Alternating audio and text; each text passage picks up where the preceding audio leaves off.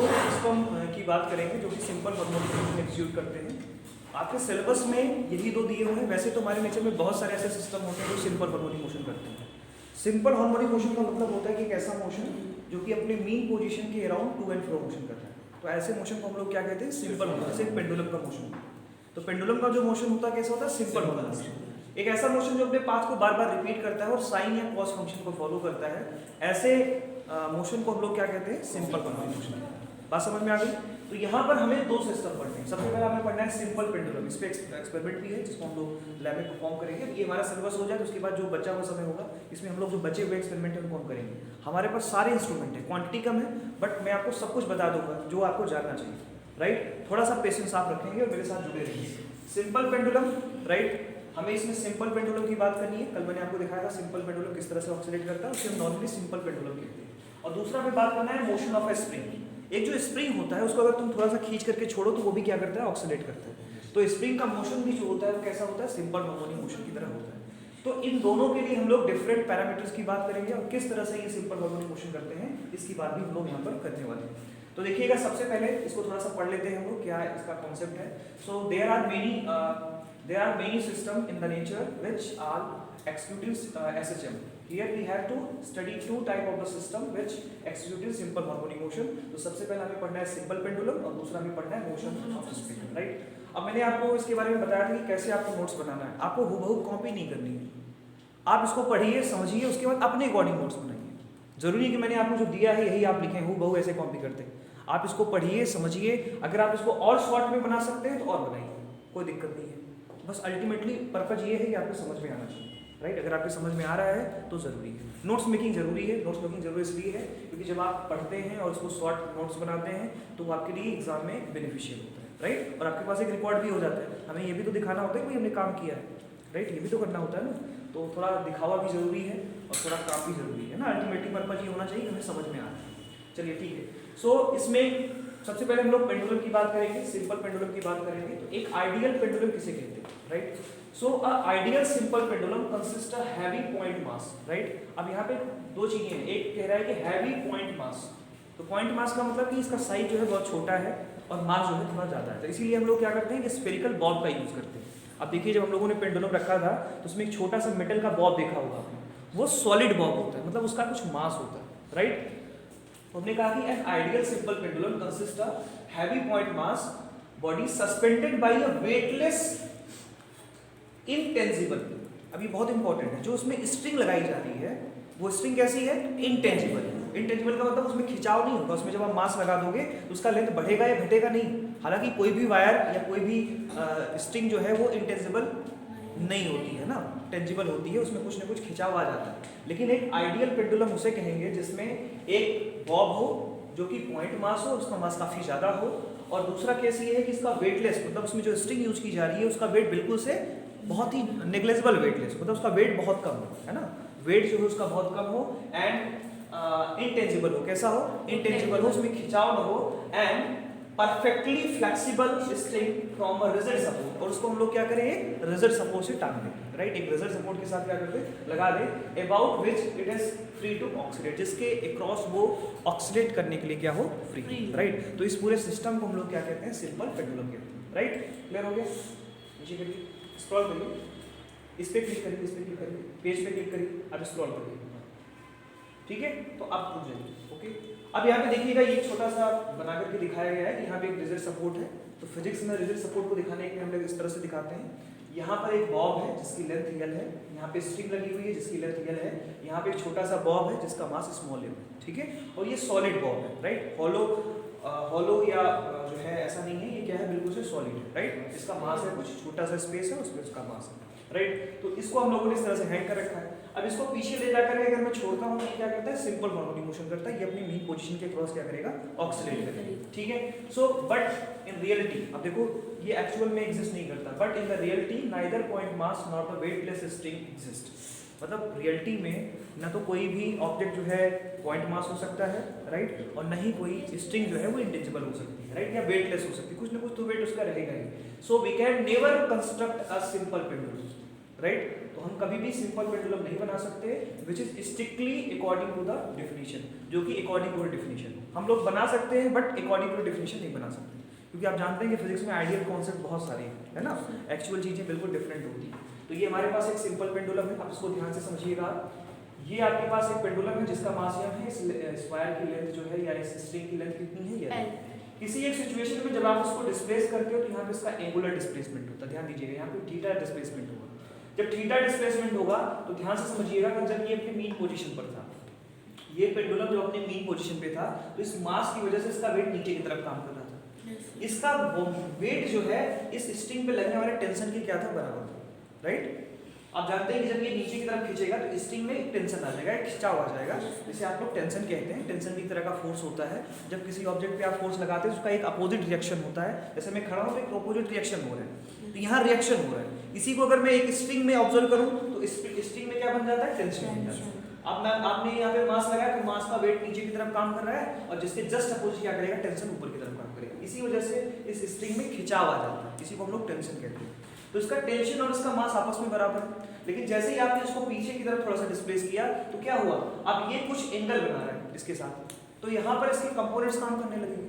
भाई ये मास जब यहाँ पर आ गया तो अब इसका वेट ये काम कर रहा है, ये वेट काम कर रहा है, अब वेट के कंपोनेंट्स काम करेंगे, राइट। तो आप जानते हैं अगर ये थीटा है तो इसके साथ ये एंगल थीटा बनेगा।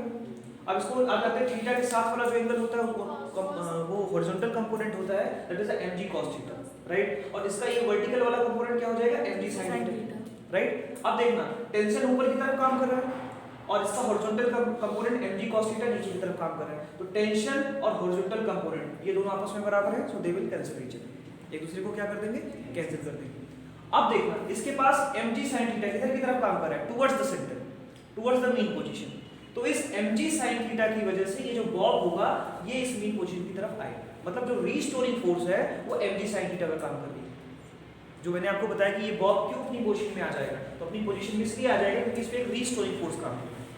तो ये रीस्टोरिंग फोर्स किस फॉर्म में काम कर रहा है, तो आप कहोगे सर इस वेट का जो वर्टिकल कंपोनेंट है mg sin थीटा ये क्या कर रहा है, इसको रिक्वायर्ड रीस्टोरिंग फोर्स प्रोवाइड कर रहा है, जिसकी वजह से ये बॉब इधर की तरफ आएगा।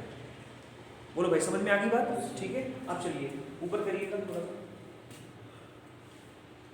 ठीक है। अब यही हमने लिख लिया, ऊपर करिए, यही हमने यहाँ पे नोट किया है कि इसका जो हॉरिजॉन्टल कंपोनेंट होगा इसके टेंशन से कैंसिल आउट हो जाएगा, तो जो भी रीस्टोरिंग फोर्स होगा वो बॉब पे जो भी रीस्टोरिंग फोर्स लगेगा वो F = -mg sin थीटा के बराबर है, जिसको हम लोगों ने kx लिखा था, राइट। आपने पढ़ा होगा कि हम लोगों ने क्या लिखा था, kx लिखा था या ky लिखा था, जहाँ पे x या y क्या था, डिस्प्लेसमेंट था। मीन पोजीशन के क्रॉस आपका बॉब कितना डिस्प्लेस कर रहा है ये वैल्यू हम लोगों ने लिखी। तो जो फोर्स लग रहा है वो कितना आ गया बेटा, F = -mg sin theta, right. Since horizontal component of mg cos theta cancel the tension of the string, तो हॉरिजॉन्टल कंपोनेंट तो कैंसिल हो गया, सिर्फ और सिर्फ क्या बचा, वर्टिकल कंपोनेंट। और उस वर्टिकल कंपोनेंट की वजह से जो पेंडुलम है वो किधर की तरफ आएगा, मीन पोजीशन की तरफ। अब आपने पढ़ा है कि जो फोर्स उसको मीन पोजीशन की तरफ ला रहा है उसे हम लोग क्या कहते हैं, रीस्टोरिंग फोर्स कहते हैं। तो restoring force will be equal to -mg sin theta. बताइए यहाँ तक बात समझ में आ गई, यहाँ तक क्लियर हो गया, ठीक है। अब आगे देखिए, अब हम मान लेते हैं किसी एक कंडीशन के लिए कि जो एंगल है वो बहुत स्मॉल है, राइट। अगर एंगल बहुत स्मॉल हो जाए तो sin थीटा = थीटा हो जाता है, cos थीटा = cos थीटा हो जाता है, राइट। ये आपने मैथ में पढ़ा है। So let theta is very small, then sin theta will be theta, और आप जानते हैं sin थीटा अपॉन थीटा की वैल्यू 1 होती है ना। ये अगर एंगल बहुत स्मॉल हो तो sin थीटा अपॉन थीटा की वैल्यू 1 वैल्यू है ना, आपने कोसाइन और साइन रूल पढ़ा होगा, बताया गया होगा आपको, ठीक है। सो यहाँ से अगर हम लोग देखें, अगर यहाँ से हम लोग देखें तो पूरे पेंडुलम पे जाओ, ऊपर जाओ थोड़ा सा, नेक्स्ट पिछले पेज, हाँ ये देखना दिस वन। तो ये तो आर्क हो गया, ये arc is will be equal to displacement, कि मीन पोजीशन से कितना डिस्प्लेसमेंट हुआ। अभी आपके ऊपर डिपेंड करता है कि आप इसे x मानते हैं या y मानते हैं, ठीक है। आप y मान लीजिए, x मान लीजिए, अलग अलग ग्रुप में अलग अलग तरीके से माना गया है। कहीं पर x मान लिया गया है, कहीं पे y मान लिया गया है। बस अपने दिमाग में रहना चाहिए कि भाई ये यहाँ से यहाँ तक जा रहा है तो डिस्प्लेसमेंट। ये एंगल थीटा हो गया, ये लेंथ ऑफ द स्ट्रिंग, ठीक है। तो यहाँ से मैं sin थीटा लगा सकता हूँ, या theta angle = arc upon radius, ये भी हो सकता है। आप देखो थीटा, ये रेडियस इसको मान लो, ये आर्क हो गया तो arc upon radius y upon गया, समझ में आई बात, ठीक है। ये ट्रायंगल बन गया ना, देखो ये ट्रायंगल बन गया, ट्रायंगल में ये क्या हो गया, थीटा हो गया ये, और थीटा = आर्क अपॉन रेडियस होता है, तो आर्क ये वाली डिस्टेंस हो गई, राइट, और रेडियस ये हो गया। समझ में आ गई बात। तो ये भी हम लोग क्या कर सकते हैं, यहाँ पर लगा सकते हैं। चलिए ऊपर आ जाइए, उस पेज पे आ जाइए। तो हम लोगों ने कहा कि थीटा जो है बहुत स्मॉल है, तो ऐसे केसेस में हमने कहा आर्क अपॉन लेंथ या आर्क अपॉन रेडियस, क्योंकि वहाँ पे लेंथ लिया हुआ है तो हम लोगों ने लेंथ ले लिया, that is OP upon L, that is the x upon L. तो यहाँ पे हम लोगों ने डिस्प्लेसमेंट को क्या माना है, x माना है, और इक्वेशन हम लोगों ने डिस्प्लेसमेंट को क्या माना था, y माना था। देखो यहाँ पे इक्वेशन लिया है हमने y = a sin omega t।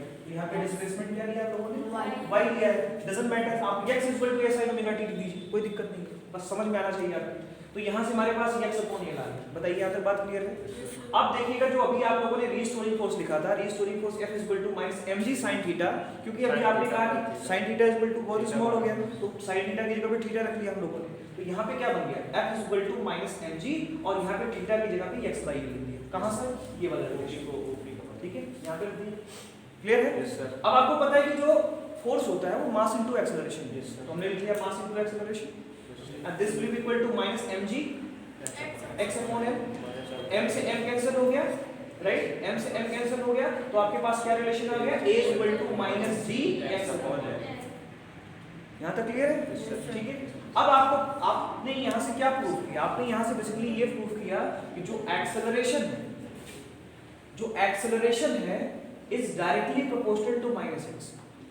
-x का मतलब क्या है कि acceleration is always opposite to the displacement of particle. मतलब x, अगर मान लो पेंडुलम मान लो इधर की तरफ जा रहा है, तो इसका एक्सेलरेशन किधर की तरफ काम कर रहा है, टुवर्ड्स द मीन पोजीशन।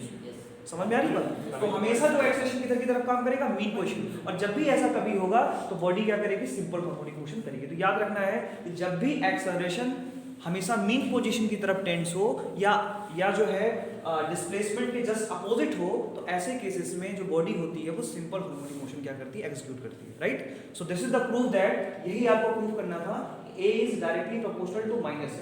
यहाँ पे जो ये रिलेशन है a = -g x upon l, यहाँ पे g और l तो कांस्टेंट है, length of the string and g, this will be constant. So what we get that a is directly proportional to -x। This shows that acceleration is always opposite to the displacement of the bob या particle, right? तो particle के displacement के just क्या होगा, opposite होगा। बताइए यहाँ तक क्लियर है? So इससे हम लोगों ने प्रूव कर लिया, this is the equation shows that when the pendulum moves in the SHL, तो ये जो पेंडुलम है वो हमेशा क्या करता है, सिंपल हार्मोनिक मोशन करता है। क्लियर हो गया? ठीक है। अब इसमें कुछ और इंपॉर्टेंट पॉइंट्स, सबसे पहले हम लोग इसमें टाइम पीरियड निकाल लेते हैं। टाइम पीरियड यहीं से ये वाला फॉर्मूला ले लेते हैं, a = -g x upon l। तो हम लोगों को क्या करना है, acceleration upon displacement upon acceleration. तो हमने इसको रीअरेंज कर लिया, रीअरेंज किया तो यहाँ पे माइनस साइन है, तो माइनस साइन को हम नेगलेक्ट कर सकते हैं because it shows the direction, right. तो हमें कंडीशन निकालनी है और टाइम कभी भी नेगेटिव नहीं होता, इसलिए हम लोग माइनस साइन को नेगलेक्ट कर सकते हैं। तो यहाँ से a upon x acceleration upon displacement is equal to g upon l आ जाएगा। देखो इसको जल्दी करके आ जाओ। अब इसको रिवर्स कर दीजिए, displacement upon acceleration is equal to l/g।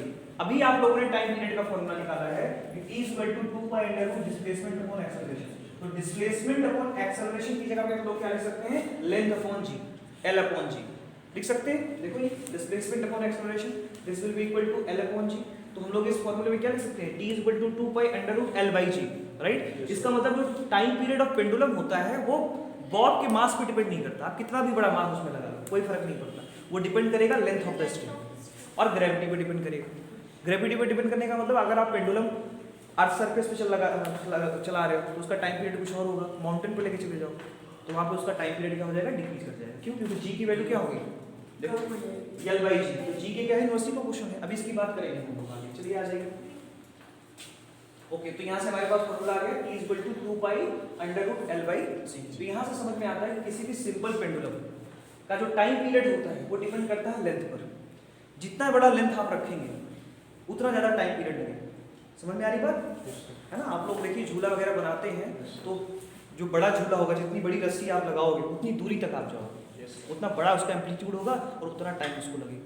अब उसके ऊपर चाहे 100 लोग बैठ जाओ चाहे 2 लोग बैठ, कोई फर्क नहीं पड़ता, वो जाएगा उतना ही, टाइम पीरियड उसको उतना ही लगेगा। समझ में आ गई बात। तो याद रखना है कि किसी भी पेंडुलम का जो टाइम पीरियड होता है उसके मास पर डिपेंड नहीं करता, राइट।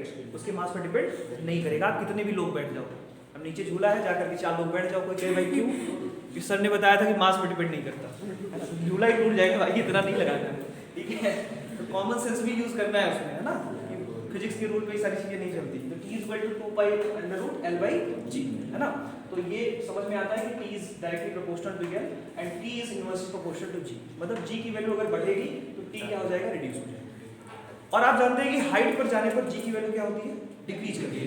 तो अगर डिक्रीज करेंगे तो टाइम पीरियड क्या हो जाएगा, बढ़ जाएगा। इसका मतलब एक पेंडुलम जो यहाँ पर 1 सेकंड में क्या कर रहा था, ऑक्सीलेट कर रहा था, आप माउंटेन पे लेकर चले जाओ, वहाँ पे 2 सेकंड में ऑक्सीलेट करेगा, टाइम पीरियड बढ़ जाएगा, क्योंकि जी की वैल्यू क्या होगी, डिक्रीज कर लेगी। ग्राउंड में चले जाओ, कहीं अर्थ के नीचे चले जाओ, अर्थ के नीचे जाओगे तब भी वही केस होगा, क्योंकि जी की वैल्यू ग्राउंड के नीचे भी क्या हो जाता है, डिक्रीज कर जाता है। बताइए समझ में आया, ठीक नहीं आया, आ गया। सही समय में सही एक्सप्रेशन देना बहुत जरूरी होता है ना। अब मैं पूछ रहा हूँ आया तो कहने नहीं, ये थोड़ा सा ठीक है। अब important point regarding the pendulum है ना, क्या क्या इंपॉर्टेंट पॉइंट है। सबसे पहला point, time period of simple pendulum is the independent of the mass of the Bob. This is very important. कभी कभी आपसे वाइवा में पूछा जाता है कि भाई आपके पास 1 kg का बॉब था, आपने उसको 2 kg में कन्वर्ट कर दिया, बताइए उसका टाइम पीरियड बढ़ेगा, कम होगा, क्या होगा। तो आपका आंसर होना चाहिए कि रिमेन कांस्टेंट, चेंज नहीं होगा, क्योंकि हम जानते हैं कि किसी भी पेंडुलम का जो टाइम पीरियड होता है वो उसके बॉब पर डिपेंड नहीं करता, उसके मास पर डिपेंड नहीं करता। बताइए क्लियर है। अगला point, time period is directly proportional to under root of l, right. So that is time period is only depend upon the length of the string. तो g की वैल्यू सरफेस पे तो कांस्टेंट होती है, आप जितना बड़ा लेंथ ऑफ द स्ट्रिंग रखोगे उतना बड़ा उसका जो है टाइम पीरियड बढ़ जाएगा। ऐसा हम करके देखेंगे अभी, एक बार स्ट्रिंग को छोटा करके देखेंगे, एक बार स्ट्रिंग को बड़ा करके देखेंगे, टाइम पीरियड दोनों का मेजर करेंगे तो देखते हैं कि जो लेंथ बड़ा होता है तो वहाँ पे टाइम पीरियड की वैल्यू हो जाती है, बढ़ जाती है। ठीक है, ये एक्सपेरिमेंट आपके इसमें सिलेबस में है, तो इस सिलेबस में इस एक्सपेरिमेंट को हम लोग करेंगे। चलिए, अब इसमें एक बहुत ही इंपॉर्टेंट रूल आता है बेटा, जिसको हम लोग कहते हैं सेकंड पेंडुलम। ये डेफिनेशन पूछी जाती है और वाइवा वगैरह में भी इसको बहुत पूछा जाता है। ठीक है, इवन 12th वगैरह में भी पूछ लिया जाता है कि सेकंड पेंडुलम क्या होता है। So a simple pendulum whose time period of vibration is 2 second. मतलब एक ऐसा पेंडुलम जिसका टाइम पीरियड कितना हो, 2 सेकंड का हो, उसे हम लोग क्या कहेंगे, सेकंड पेंडुलम। क्या कहेंगे, सेकंड पेंडुलम। तो अगर सेकंड पेंडुलम है तो उसके लिए लेंथ क्या होनी चाहिए। मान लीजिए आप अर्थ के सरफेस पे आप एक सेकंड पेंडुलम बनाना चाहते हैं जिसका टाइम पीरियड कितना हो, 2 सेकंड। अच्छा, ऐसा हम क्यों करना चाहते हैं, ऐसा इसलिए करना चाहते हैं क्योंकि एक बार जाने पे टाइम कैलकुलेट कर सकें। सोचो आने जाने का टाइम, अगर क्योंकि ऑक्सीलेशन का मतलब क्या हो कि मीन पोजीशन से इधर गया, फिर इधर आया, फिर ऐसे आ गया, राइट। तो एक बार ऑक्सीलेट करने पे कितना समय लगा, तो आप कहोगे सर एक बार इधर गया और फिर इधर आया तो 1 सेकंड लगेगा, फिर इधर से इधर जाएगा तो 1 सेकंड लगेगा, तो एक बार में 2 सेकंड का कैलकुलेशन हो जाएगा। आ रही बात समझ में। तो ये हमें हेल्प करता है क्या कैलकुलेट करने में, टाइम को कैलकुलेट करने में। ठीक है, तो पेंडुलम एक बहुत अच्छा डिवाइस है और मतलब मैंने आपको बताया भी था, कल कहानी भी बताई थी कि किस तरह से जो है गैलीलियो ने जो है सिंपल पेंडुलम का यूज करके सबसे पहली वॉच बनाई थी, मैकेनिकल वॉच बनाई थी। और किस तरह पहले के टाइम पे मेजर किया जाता था टाइम किससे, सन क्लॉक की वजह से, है ना, सैंड क्लॉक आता था तो उसकी वजह से मेजर करते थे। लेकिन हाँ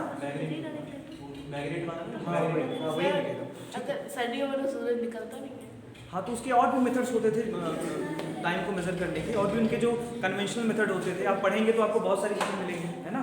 ठीक है, थोड़ा सर्च करिए इंटरनेट पे, देखिए कैसे मेजर किया जाता है, राइट। लेकिन सबसे पहले जो मैकेनिकल का मतलब जो मोशन से रिलेटेड क्लॉक, जैसे ये सब जो वॉच हम लोग यूज़ करते हैं, ये सब क्या है, इलेक्ट्रिकल एनर्जी पे मिलती है। यहाँ पर हम लोग बैटरी लगा रखी है, एनर्जी मिल रही है और लगातार वो घूम रहा है, जिसकी वजह से आपकी वॉच चलती रहती है।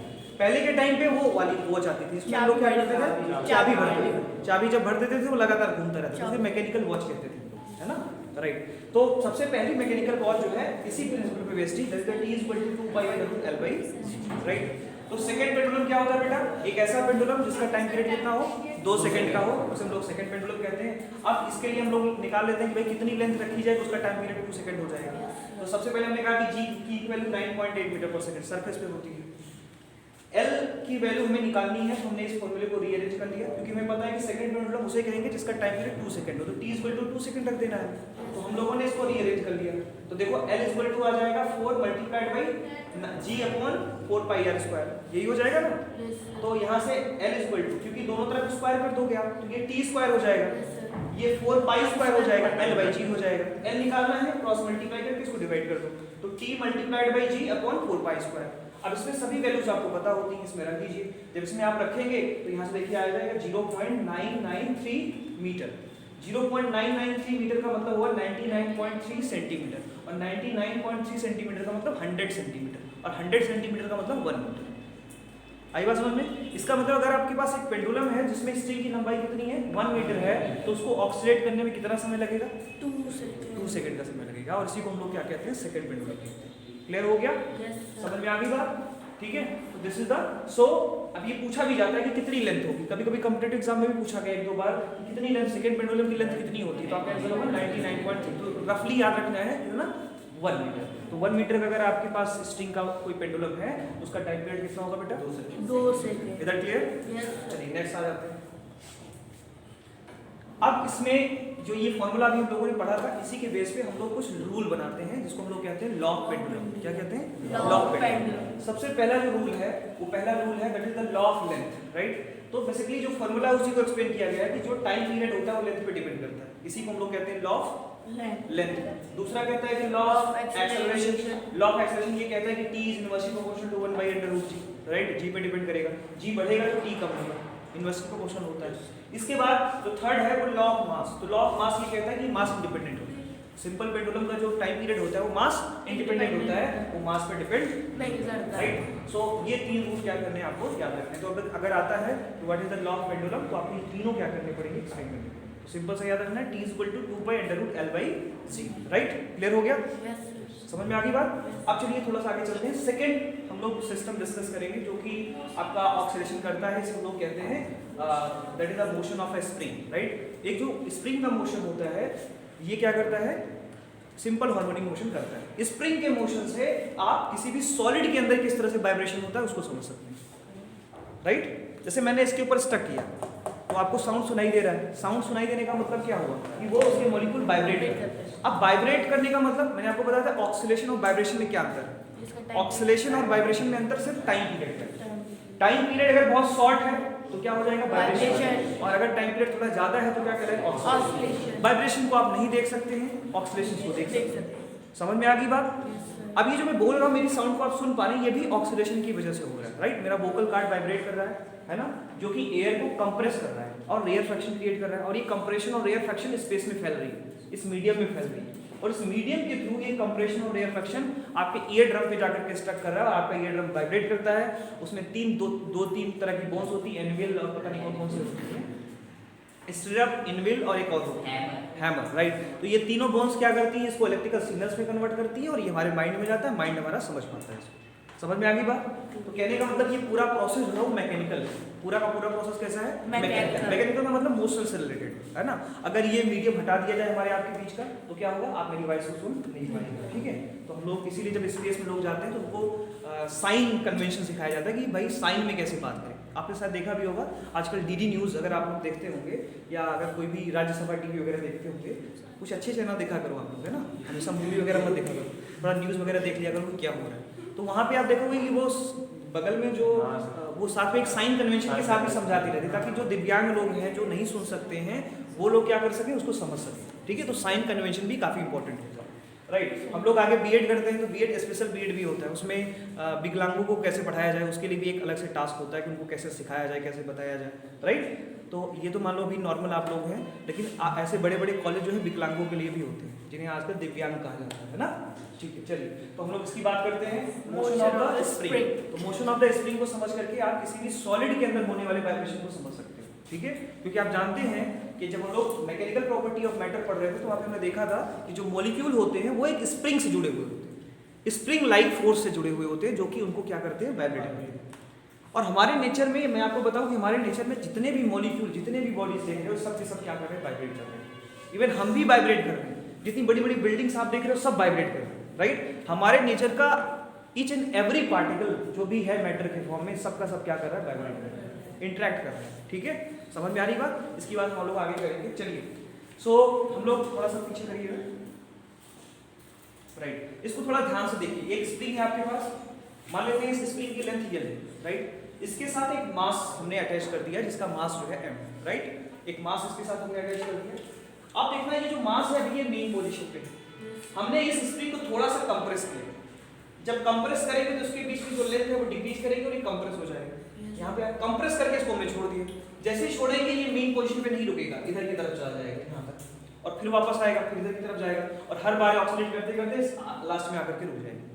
आगे बात समझ में? तो बेसिकली ये क्या कर रहा है, सिंपल हार्मोनिक मोशन कर रहा है। ध्यान से मेरी बात समझिएगा, ये एक स्प्रिंग है जिसका स्प्रिंग कांस्टेंट K है और इस पर एक मास लगा हुआ है, इसको हमने थोड़ा सा कंप्रेस किया, कंप्रेस करके जैसे हमने छोड़ा, आप देखिए इसका सबसे अच्छा एग्जांपल है आपका आपकी बाइक में लगा हुआ सॉकर, है ना? आप उसके ऊपर बैठते हैं तो कभी ब्रेकर आता है तो आप उछल जाते हैं, ऐसे आपको बैलेंस कर लेता है। तो कैसे बैलेंस करता है, वो स्प्रिंग दबती है, फिर अपनी पोजीशन में आती है, फिर मैनेज कर लेती है ना?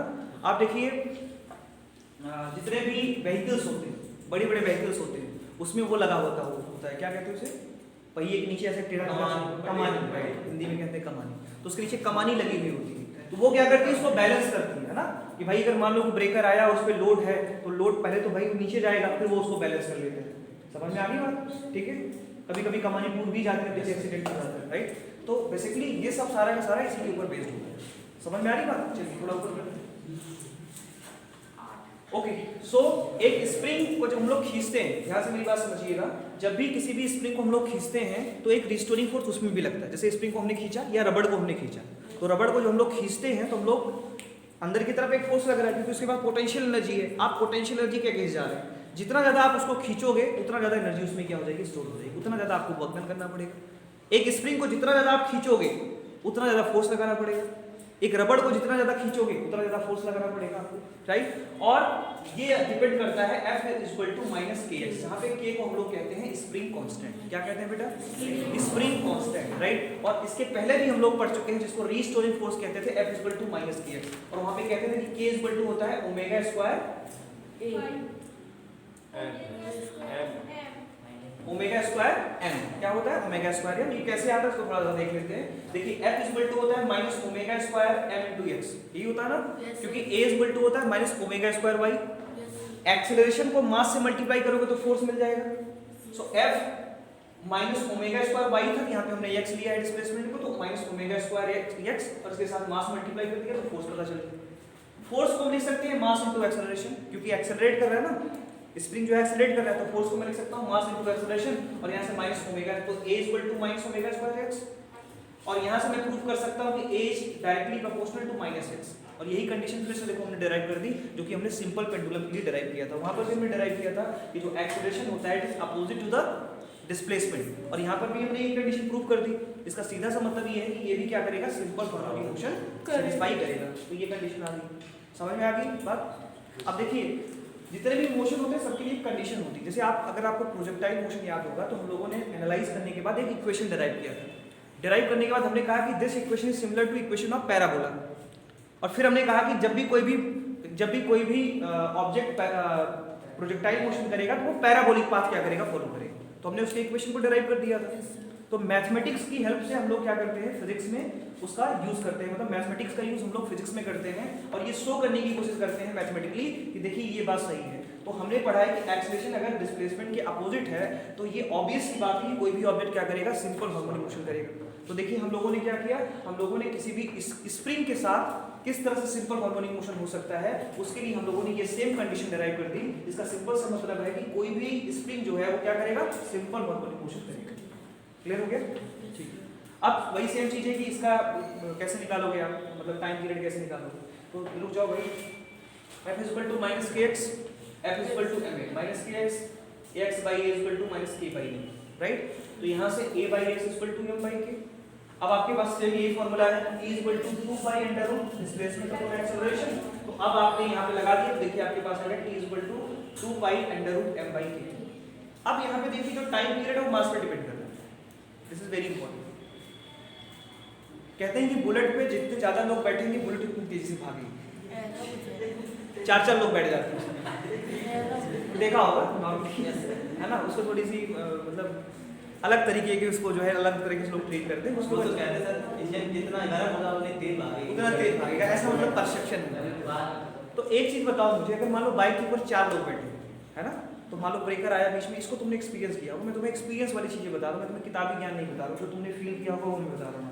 और फिजिक्स तब तक मजा नहीं आएगा फिजिक्स को पढ़ने में जब तक आप अपनी लाइफ सर्विस में चीजों को नहीं देख पाएंगे।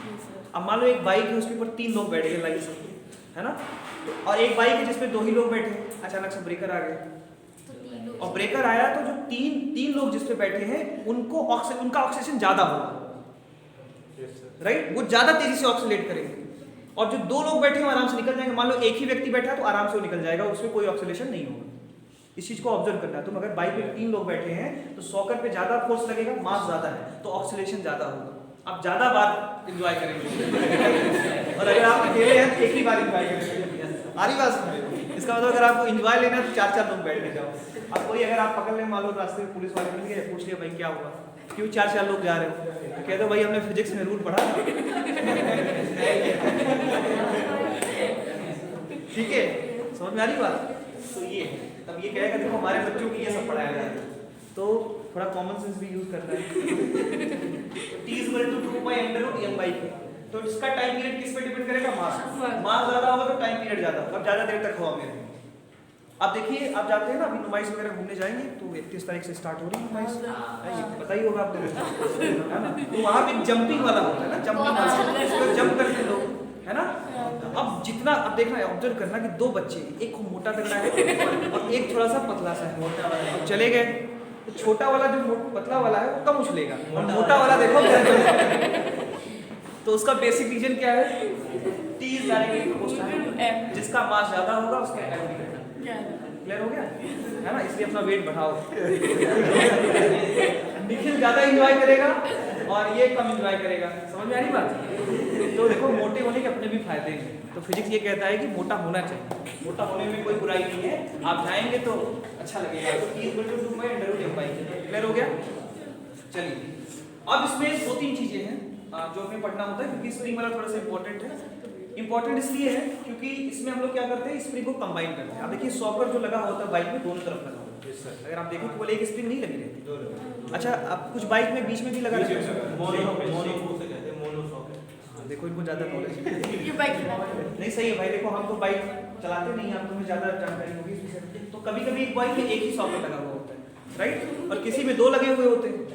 तो एक लगने से और 2 लगने से क्या अंतर आएगा, तो इसको हम लोग यहाँ पे डिस्कस करेंगे। When 2 springs are connected in parallel and 2 connected in series। ठीक है, तो इसकी बात कल करेंगे, नहीं तो आप कल की तरह बहुत सारा गुस्सा मेरे ऊपर निकालेंगे।